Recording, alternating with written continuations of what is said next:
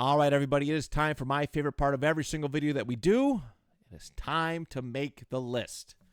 All right, as I always encourage, please feel free to comment along your favorite cryptids or send an email, eatsleeplistpod@gmail.com. Please, I'd love to see what tickles everybody's fancy, so to speak. And you might put me onto a new one that maybe I've never heard of or haven't really given much thought to. All right, I love this stuff. I love deep diving. I will not say no to anything cryptid that is sent my way. And yeah, let's have some fun. We got some storytelling to do. I got Wikipedia. I brought up the list of cryptids Wikipedia, and it's gonna help me guide through some of these so I can have a good reference point in telling the stories accurately.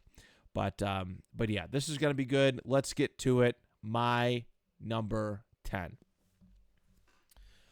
This is the newest one on my list, and by a considerable amount of time.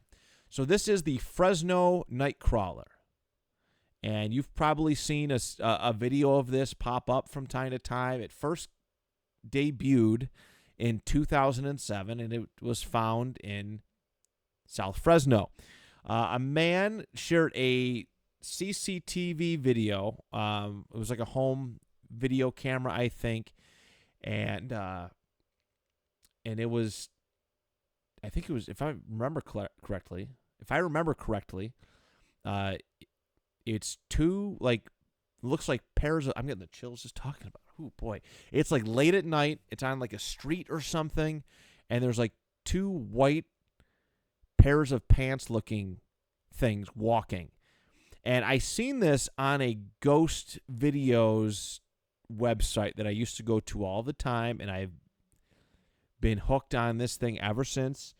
But yeah, I thought maybe it was just like a pair of ghost legs, but no, apparently these things have popped up quite frequently over the years, especially out in the West. One of the things that I love so much about this one is that they've tried really hard to disprove it, and they have not. To my knowledge, I've read and watched a lot of stuff. They have not been able to debunk the idea of the Fresno Nightcrawler. So it's very popular. The idea, obviously, I got the picture up, but it's just they think it's some kind of alien, possibly, but it's two legs and the eyes are like where the butt would be if it was an actual like lower half of somebody's body. So the Fresno Nightcrawler, that is my number 10. Number 9. This one's a wacky one to me. It's very, very popular, and there's a TV show out there. There's been several documentaries on it, but it is the Skinwalker. And I think everybody's heard of Skinwalker Ranch out there in, oh, good Lord. It's out in the West Coast area. Well, not West Coast, but it's out that way. It is out that way. And it is some interesting stuff. It's tied to Native American folklore, which is always interesting. You always hear the idea of, how the haunted stuff, the crazy stuff that happens if you build upon a Native American burial ground. You kind of hear that stuff all the time, and usually there's a bit of connectiveness to that. But the Skinwalker is interesting because it's apparently a witch that can turn into different creatures, different animals, and disguise itself as that. And yeah, I mean, I didn't watch too much of it, but the one documentary I did watch of it was that somebody went to this place to try and get some answers about what Skinwalker Ranch was all about. And one of the big no-nos was digging.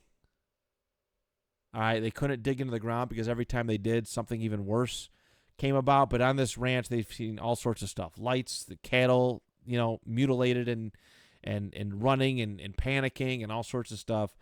But I remember, I forget what the documentary was, but there was a guy that the last time that they dug, he had some kind of head injury or issue where his head got really swollen up and he had to go to the hospital. They showed images of it, pictures of it. It was pretty crazy. They tried it again against this man's wishes, and the same thing happened again. And it was pretty surreal. I mean, we'll probably never know what all goes on in there, but I think it's really neat. The Native Americans have such a very amazing spiritual culture, and when you hear stuff like that, and there's a lot of talk about it. It's not just little pockets of people here and there, but there's I guess a pretty general consensus that skinwalkers they're kind of in the mainstream. It lands some credence. It lands some credence to it, and a lot of interest. A lot of interest. That's my only problem with a lot of those shows, though, is that they never actually find anything. They take you on an emotional roller coaster and usually end up a dud, usually. But Skinwalker, that's my number 9. Very, very interesting. My number 8, I'm going to go with the Flatwoods Monster. And this one always caught my attention because of the artwork that has accompanied it. It has been drawn several times over. It always stood out to me. As you can see with the image that is posted on one of the sides of me, it's got like a spade head and these yellow eyes in this like robotic looking suit, and it's pretty crazy. I'm going to read the story for you guys per Wikipedia. Yes, I guess I'm lending my source. But here it is. So 1952, September 12th, 1952, at 7:15 p.m. Eastern. At 7:15 p.m. Edward and Fred May and their friend Tommy said that they saw a bright object cross the sky and land on the property of local farmer G. Bailey Fisher.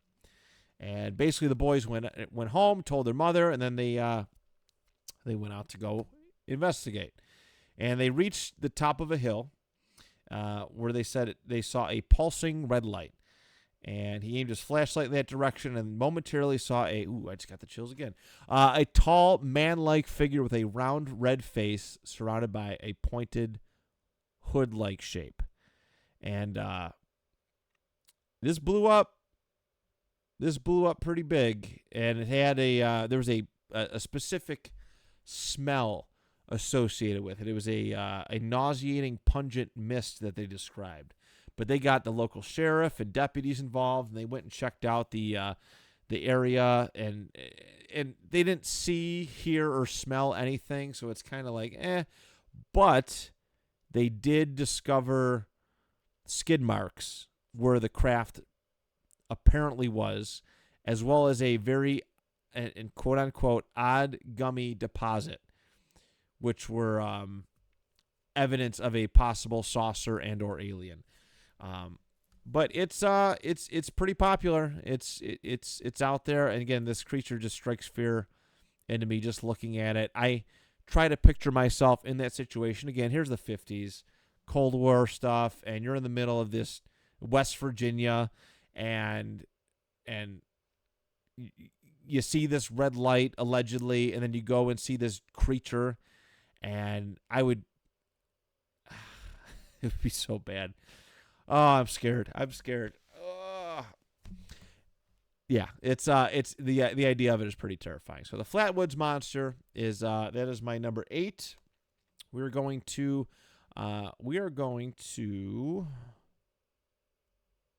where is this place? South Carolina next. For our number 7, we are talking about the Lizard Man of Scape or Swamp. All right, this one first debuted in the 1980s, late 1980s, if I'm not mistaken. 1988 was the first encounter, but there was a lot of, in the vicinity of this scape or swamp, there was vehicle damage and sightings and all sorts of stuff, and it got pretty big attention in the area, newspaper, radio, and television publicity. And here's the story. July 14th, 1988, the Lee County Sheriff's Office investigated a report of a car damaged overnight while parked at a home in the area of Browntown outside of Bishopville, South Carolina, on the edges of Scape Ore Swamp. The car reportedly had tooth marks and scratches with hair and muddy footprints left behind. Sheriff Liston Truesdale noted that this was the start of various claims that eventually coalesced into a story about a lizard man in the swamp. Prompted by the news of the vehicle damage, 17-year-old Christopher Davis reported to the sheriff that his car was damaged by a creature he described as green, wet-like, and about 7 feet tall, and had 3 fingers, red eyes, skin like a lizard, and snake-like scales a couple weeks prior. According to Davis, he was driving home from work the night shift at a fast food restaurant when his car got a flat tire, and after he was fixing it, he saw the creature walking toward him. Davis got in his car and began to drive, but the creature was soon on top of the car, and he applied his brakes, and the creature rolled off. So, I don't know if you could tell. You could kind of tell my hair standing up. I am reliving my high school years right now, my high school and college years, by just sitting through this and reading this to you. But it blew up crazy, and I guess there have been several reports since. There's been, it's risen and fallen. There's something that happened in 2008. There was something in 2015. Apparently, a local TV station had photos and video.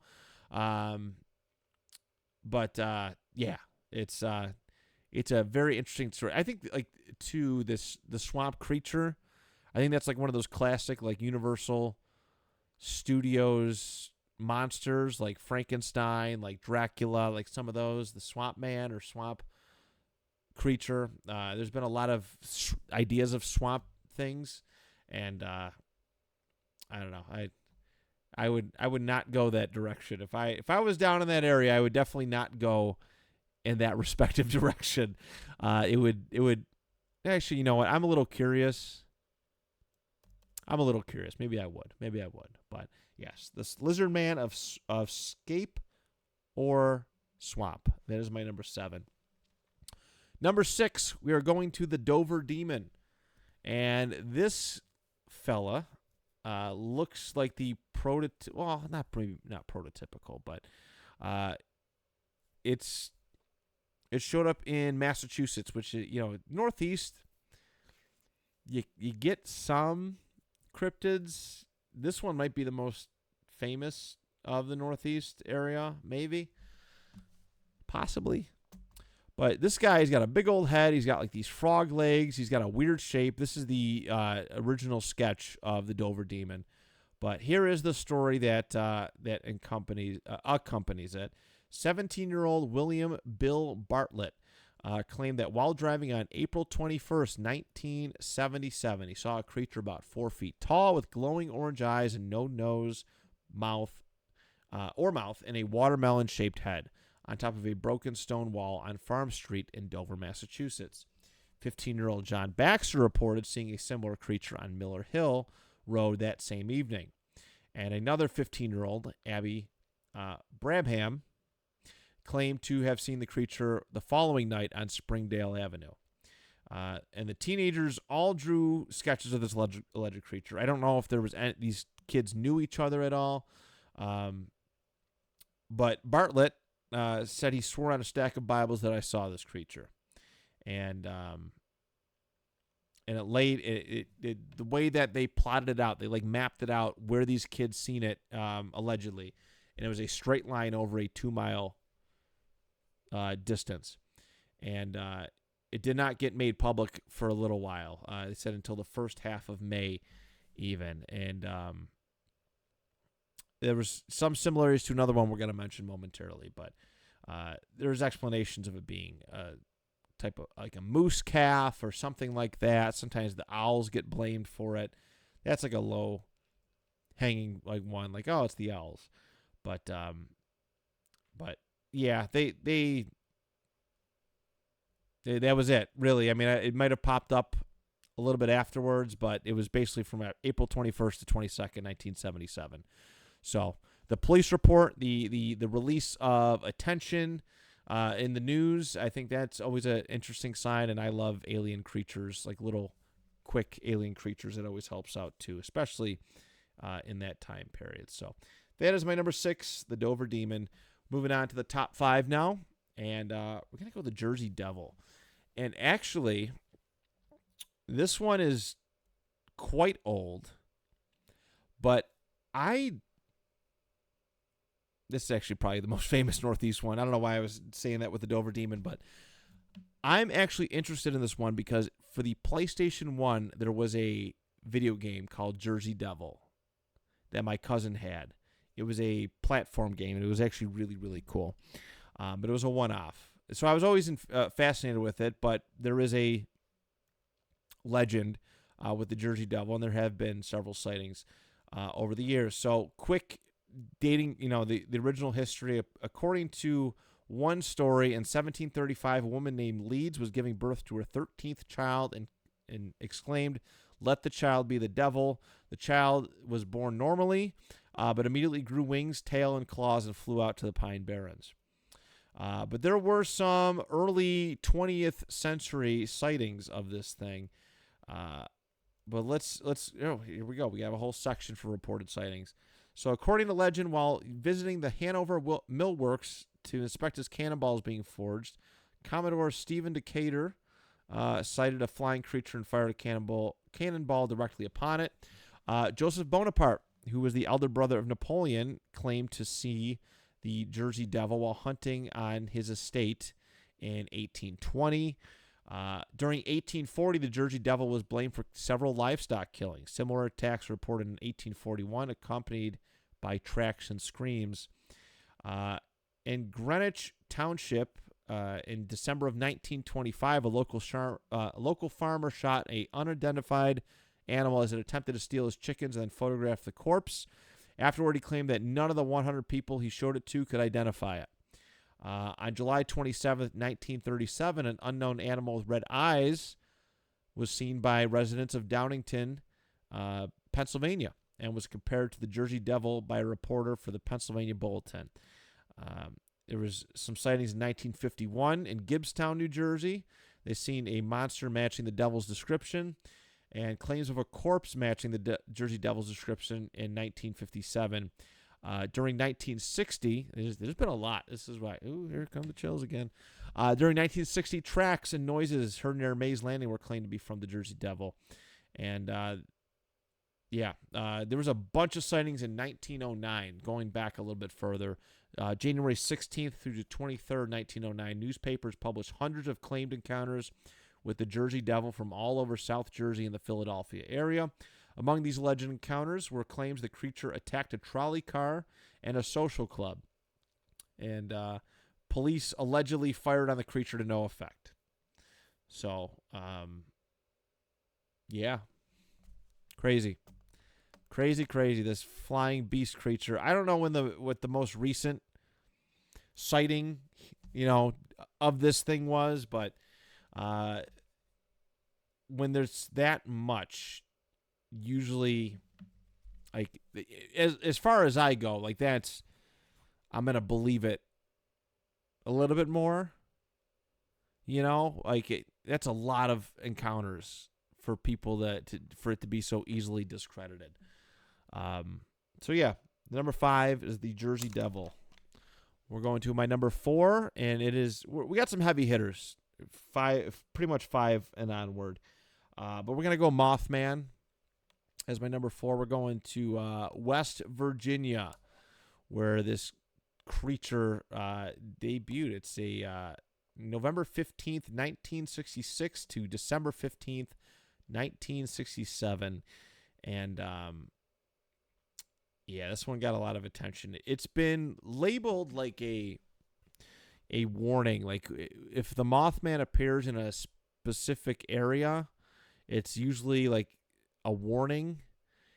I'll read some stuff, and then if it doesn't cover that, I'll touch up on some of the other things. So, November 15th, 1966, 2 young couples from Point Pleasant, Roger and Linda Scarberry, as well as Steve and Mary Millette, told police they had seen a large black creature whose eyes glowed red standing at the side of the road near the TNT area, the site of a former World War II munitions plant. Linda Scarberry described it as a slender, muscular man, about 7 feet tall with white wings. However, she was unable to discern its face due to the hypnotic effects of its eyes. The witnesses sped away, reporting that the creature flew after their car, making a screeching sound. And over the next few days, more people reported similar sightings after local newspapers covered it. 2 volunteer firemen saw it.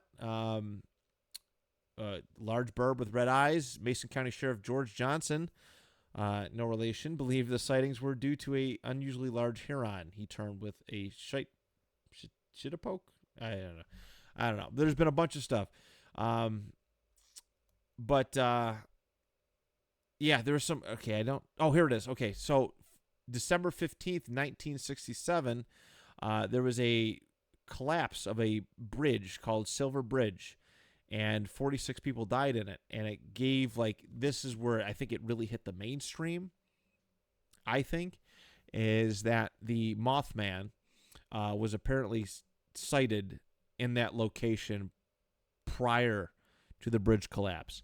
So it's kind of been like this I don't know, this it's why it's viewed as a if you see it, something bad's about to happen, a messenger of sorts. So that's always piqued my curiosity, and that's, I think they made a movie about it. I never seen it, but Mothman. It is my number 4. Moving on to number 3, we got the Loch Ness Monster. All right, Nessie, as it's referred to. There's lots of imitators on this one. Apparently, there is one in Lake Erie, here in Western New York. Allegedly, there's one in this area, which is pretty cool. But Loch Ness is the big one. There's a alleged. It's considered a definite hoax. At least the famous photograph from 1934. But I think what adds to this one so much is the idea that we haven't really explored, our world hasn't really explored our water yet, thoroughly explored. Lord knows what kind of creatures are hiding in the deep depths of the ocean. We just don't have the technology to do so just yet. There's still a lot of mystery down there. But I think Loch Ness might have been one of the earlier ones that I remember hearing about. But let's look through some accounts of it. There's stuff as early as 565. There's stuff in the late 1800s. We'll start off with that. October 1871, D. Mackenzie of Balnain reportedly saw an object resembling a log or an upturned boat wriggling and churning up the water, moving slowly at first before disappearing at a faster speed. It was not published until 1934, but it's right when the popularity of it started to rise up. 1888, Alexander MacDonald of Abriachan sighted a large stubby-legged animal surfacing from the loch and propelling itself within 50 yards of the shore where MacDonald stood. He reported his sightings to Loch Ness water bailiff Alex Campbell and described the creature as looking like a salamander. Aldie McKay, this is, I believe, the most famous one. The best-known article that at first attracted a great deal of attention was published on May 2nd, 1933, in the Inverness Courier about a large beast or whale-like fish. And the article, by Alex Campbell, water bailiff for Loch Ness and a part-time journalist, discussed a sighting by Aldie McKay of an enormous creature with the body of a whale rolling in the water in the loch, while she and her husband John were driving on the A82 on April 15th, 1933. The word monster was reportedly applied for the first time in Campbell's article, although some reports claim that it was coined by editor Evan Barron. But the creature disported itself, rolling and plunging for fully a minute, its body resembling that of a whale, and the water cascading, churning like a simmering cauldron. Soon, however, it disappeared in a boiling mass of foam. Both onlookers confessed that there was something uncanny about the whole thing, for they realized that here was no ordinary denizen of the depths, because apart from its enormous size, the beast, in taking the final plunge, sent out waves that were big enough to have been caused by a passing steamer. And there's tons of accounts of sightings from it, and there's been all sorts of ideas. I mean, obviously, the easy one is just a general hoax. Another one is that it's a lineage of plesiosauruses from Jurassic, Triassic, Cretaceous period. I'm not sure which era that animal survived, was primarily in, but it's exciting, especially again knowing that we don't know a whole heck of a lot about our oceans, lakes, and so much more. It's just, and I know the Loch has been examined dozens of times over. I think they've been able to reach the depths as far as they need to go, and nothing's been found. But there's still a fun little curiosity in following this legend. So Loch Ness Monster is my number 3. My number 2, Bigfoot. Bigfoot has been around a long time. It's another one that has various Native American ties to it, but the Patterson-Gimlin film is one of the most I think it's kind of been debunked at this point, but there is still level of curiosity because it's all over, and it's like, and there's so many variations from not just some of these woodland areas or whatever, and not just different regions, states, stuff like that, but variations all over the world, which is pretty significant. And a lot of these accounts of seeing this creature happen in a time before where we weren't all connected, right? Like we didn't, as a world, we didn't know of other countries or other locations really. We were kind of just regionalized, and what happened in our own little bubble was all that happened. And I think that's what adds to the lore of this. And it's such a shame that it's such a like low-hanging fruit for people to make fun of. Like I remember in like 2003 or 2004, me and my sister and brother were home, and there was a report that a Sasquatch body had been found. And this guy, he was having it shipped to his house. CNN and all these news organizations were covering it. They were so excited. And then the body arrived at this guy's house, and it was just a costume. I don't know. They dolled it up to look like it was real, but it was just a empty costume. And this guy was so embarrassed on national television, and there was sympathy, but I was like disappointed. I was like, damn, I really wanted this to be, something. But over the years, there's been a lot of stuff that has popped up, a lot of various sightings over the years, a couple cool, eyewitness accounts that we've seen. Bigfoot is a legend. All right, absolute legend, and I think he's the goat of cryptids. I think is appropriate to put it alongside his name. But Bigfoot is my number 2, and my number 1. This is the sticker that my friend got me. My friend Tice, shout out. But this one was the first like cryptid that I didn't know about that really drew my attention, and this is they call it the Kelly Hopkinsville encounter, or the Hopkinsville Goblins case. This one is crazy and surreal, and I'd love to go visit this place. Like there's a lot that goes with it. There's a lot of great stuff on YouTube, resource-wise. There's a lot of reading material about it. Let me read the story in the proper context, and we'll go from there. So, this dates back to 1955 in Christian County, Kentucky. August 21st, 5 adults and 7 children arrived at the Hopkinsville police station, claiming that small alien creatures from a spaceship had been attacking their farmhouse, and that they had been holding them off with gunfire for nearly 4 hours. 2 of the adults, Elmer Sutton and Billy Ray Taylor, claimed that they had been shooting at a few short, dark figures who were repeatedly popping up at the doorway or peered into the windows. Chills. The Kentucky New Era, the first paper to report the incident, increased the number of creatures from 12 to 15 and continues to be the number most often reported.